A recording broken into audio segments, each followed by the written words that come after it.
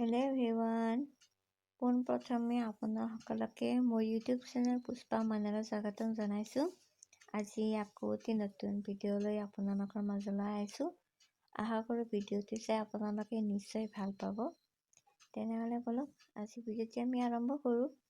আৰু আজি ভিডিঅ'টোত মই তেনেকৈ একো দেখাবলৈ নাযাওঁ। মানে কি মোৰ মনৰ মাজত কিছুমান কথা আছে আৰু সেইবিলাক কথা মই আপোনালোকৰ আগত শ্বেয়াৰ কৰি দিব বিচাৰিছোঁ। সেই গতিকে ভাবিলোঁ আজি ভিডিঅ'টো মই এতিয়া আৰম্ভ কৰি দিওঁ। তেনেহ'লে ভিডিঅ'টো আপোনালোকে একেবাৰে শেষলৈকে চাই থাকিব। পোনপ্ৰথমে মই মোৰ বিয়াৰ কথা ক'ব বিচাৰিছোঁ আৰু মোক সুধিছিলে মোৰ বিয়াৰ কথা। আচলতে মোৰ বিয়া হ'ল নে কি মোক তেনেকৈ সুধিছিলে। আৰু মোৰ যদি বিয়া হ'ল তেনেহ'লে মই ক'ত থাকোঁ, সৰুৰ ঘৰত কিয় নাথাকোঁ, মাৰ ঘৰত কিয় থাকোঁ, তেনেকৈ মোক সুধিছিলে। আৰু সেই গতিকে ভাবিলোঁ মই আজি আপোনালোকৰ সকলো কথা ক'ম বুলি। আচলতে মোৰ বিয়া মই কোৰ্ট মেৰেজ কৰিছিলোঁ আৰু কোৰ্ট মেৰেজ কৰিছিলোঁ মই ঘৰতে। আৰু এনেকৈ নহয় আৰু যে লুকা চুৰুকা কোৰ্ট মেৰেজ কৰিছোঁ তেনেকুৱাও নহয়। সামাজিকভাৱে কোৰ্ট মেৰেজ কৰিছিলোঁ। আৰু আমাৰ সমাজৰ কিছুমান ডাঙৰ মানুহ, মুৰব্বী মানুহ তেনেকুৱা মাতিছিলোঁ। আৰু আমাৰ তেখেতসকলৰ ফালৰ পৰা মানুহ আহিছিলে। মা দেউতা খুৰা খুৰী এনেকৈ আৰু তেখেতসকলৰ সমাজৰ কিছুমান মুৰব্বী মানুহ তেনেকৈ আহিছিলে। আৰু তেনেকৈ আমাৰ সামাজিকভাৱে আমি কোৰ্ট মেৰেজ কৰিছিলোঁ। আৰু সিদিনাখন বহুত মানুহে হৈছিল আৰু বাহঁতো আহিছিলে। তাৰপিছত কি হ'ল, মোক কোৰ্ট মেৰেজ কৰি কিনে মোৰ শহুৰৰ ঘৰত নিয়া নাছিল।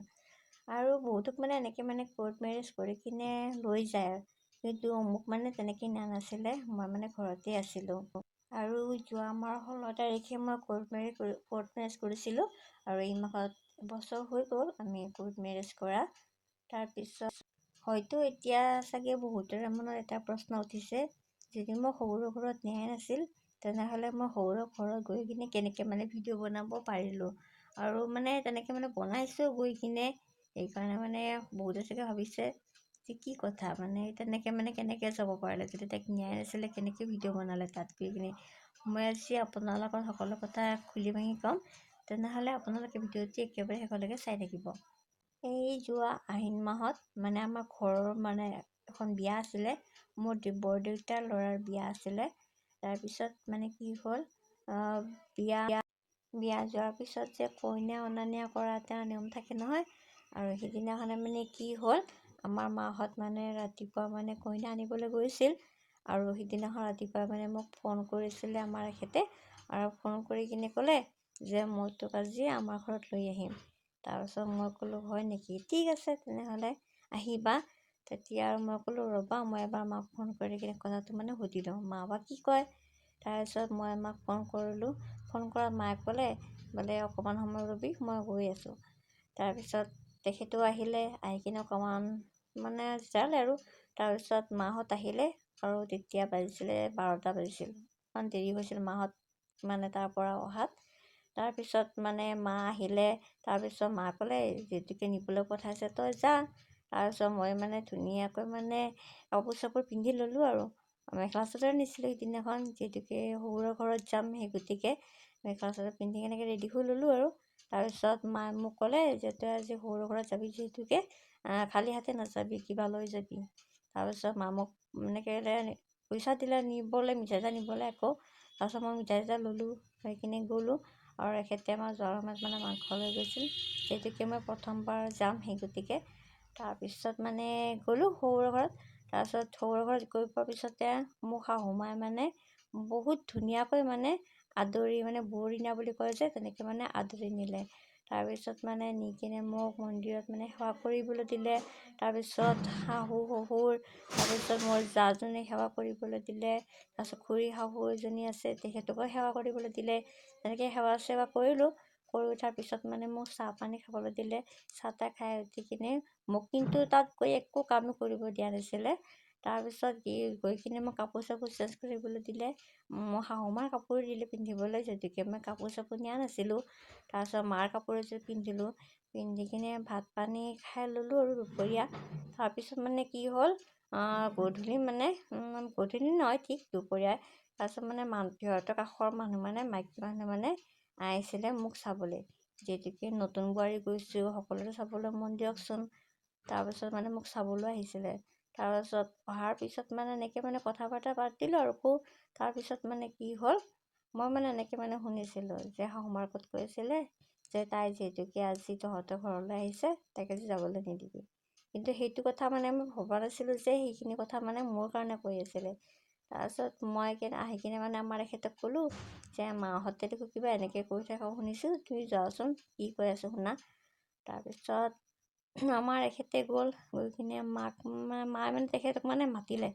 তাৰপিছত মাতি কিনে ক'লে যে তাই যে থাকিব নাযাব।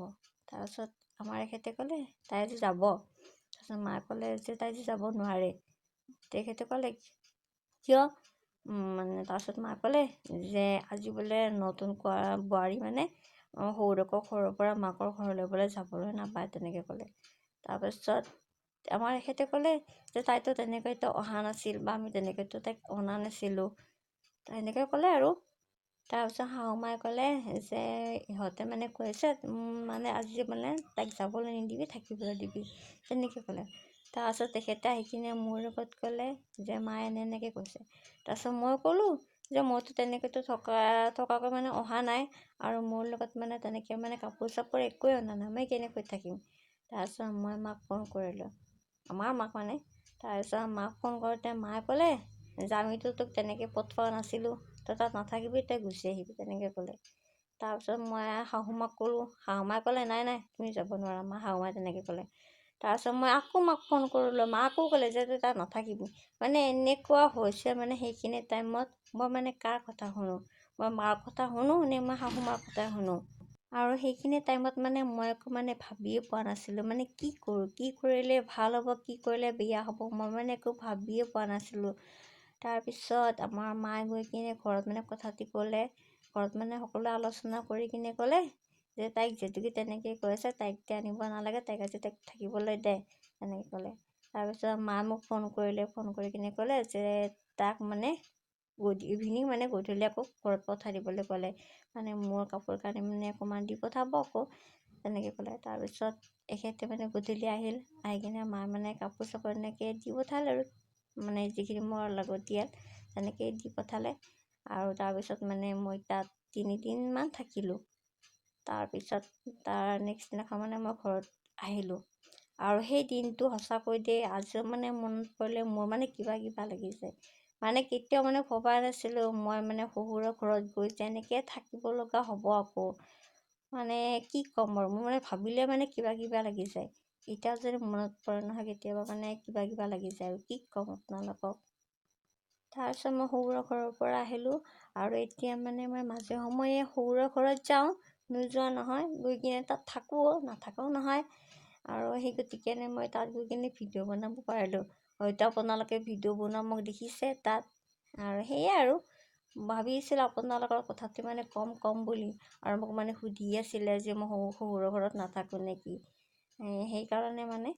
আৰু মানে কি হ'ল, আমাৰ ঘৰত মানে হয়তো আপোনালোকে জানে যে মোৰ দেউতা নাই, দেউতা ঢুকুৱা আজি 2 বছৰ হৈ গ'ল, আৰু মোৰ দাদা ভাইটি কোনোৱে নাই।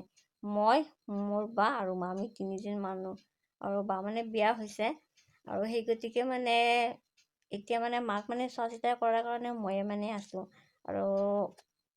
আৰু যিহেতুকে আমাৰ ঘৰত তেনেকুৱা কোনো মানুহ নাই, আৰু মাক মই নাচালে কোনে চাব, হয়নে নহয়।